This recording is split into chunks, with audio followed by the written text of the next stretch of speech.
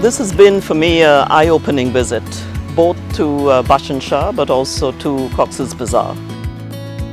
And there are some differences and a lot of similarities. At the end of the day, it's a human story.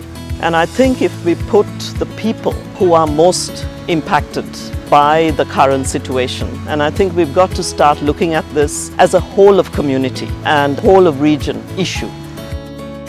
I think if we step back, not just as the UN, but as partners and as government, as a larger global community, and say actually what works best to cut through some of these tough challenges faced at the end by people, by young children, by mothers, by men who've lost their livelihoods, by communities that have lost hope. If you take it from that point of view of what actually brings back hope to communities and to people and their households, then I think we look at how to open this ecosystem. These don't draw lines between different types of identities, what the religions are, what our ethnic backgrounds are.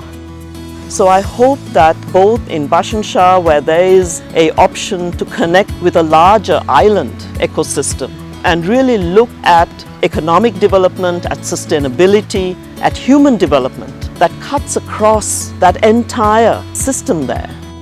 Similarly, in Cox's Bazar, if we look at this mix between people and nature, people and their economy, people and education and health, what men and women can do together to make it a very different place. Because at the end of the day, it doesn't matter.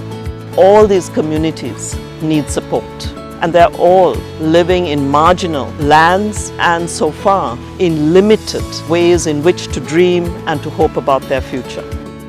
There are so many rays of hope because from what I've heard from communities, from what I've heard from the government of Bangladesh, and as UNDP, that is certainly together with our larger UN family and our partners, we want to look forward and say, there's so much more we can do if we just open our minds and our hearts to options that should be there for all of us as part of a larger global community.